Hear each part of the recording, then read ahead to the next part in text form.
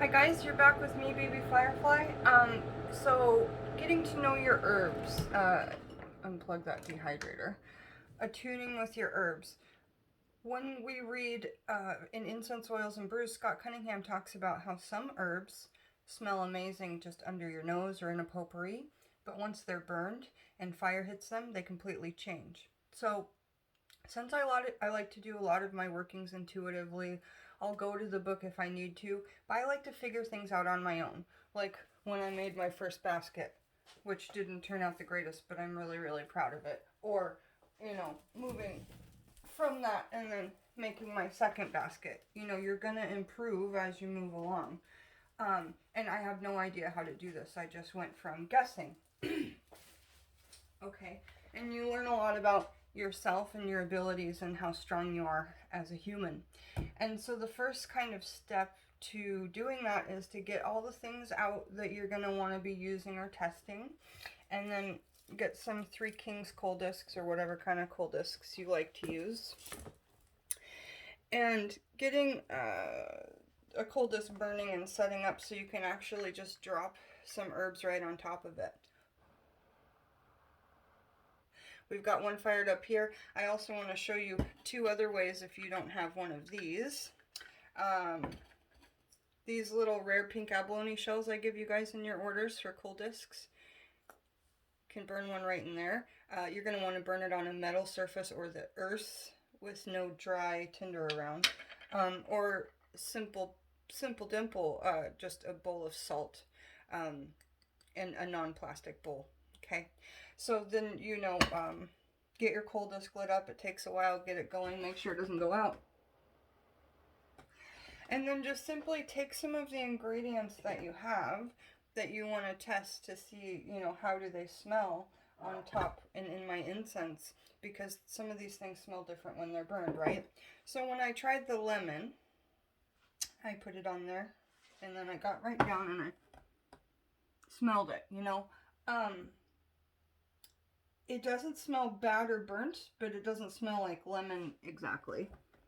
So this one I'll still use an incense, but I'm going to need to remember that it's got a different smell. Coming over to the orange, I think it was this one that burns a little bit sweeter to the smell.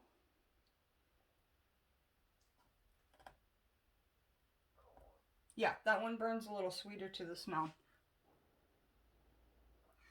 And so when we make these loose leaf incense, because we're going to do cones and loose leaf, this is how you would burn loose leaf incense. As you'd get a coal disc going, you'd have your mix of herbs, which I've got some bowls. We're going to try some things out.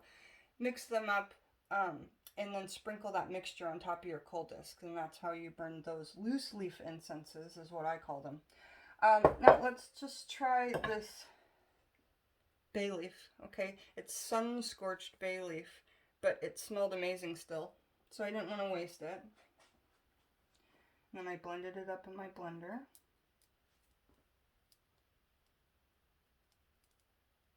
That smells lovely dovely. So the leaves are kind of smelling better than the citruses from what we've gathered so far. Now over here we're going to test the smell of the madrona leaf. And these actually went through a storm and I collected them after the storm, so they've got some really rad energies of their own.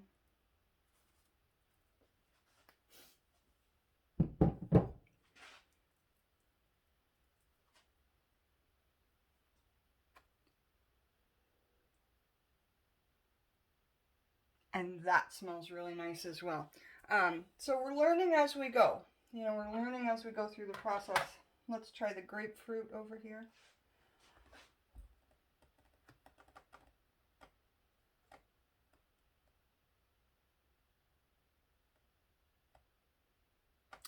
Yeah, so lemon didn't smell very good. Orange smelled kind of good. Grapefruit smells pretty good. So I'm going to put it over on this side with ones that are good to burn. And so we'll be making incenses that smell good, and then we'll also be making incenses that have a magical purpose. So they might not smell great, like when we burn onion skins for money, and that works really, really well. I do that outside because it stinks, like it does not smell good. So we'll be doing magical incenses, which if they smell good, cool. If they don't, Okay, and then we'll be doing incenses that are amazing for smell and perhaps, you know, anti-depression, happiness, feeling the season.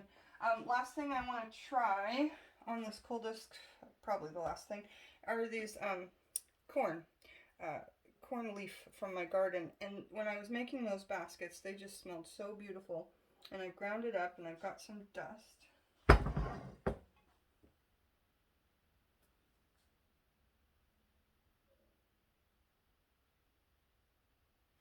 Kind of smells like popcorn. It doesn't smell exactly like this does, but it doesn't smell bad at all. So again, just keep a pile of the ones, or have your book of shadows and make your notes on your magical parchment paper like we did yesterday. You know, gosh, so we'll do another video, but I just wanted to show you guys real quick how I you know, intuitively test the smells of those things. And I wanted to give you guys a couple of ideas of how else you could burn a coal disc. Also, if you had a bonfire or any kind of like fire in your cauldron, you could sprinkle this in there.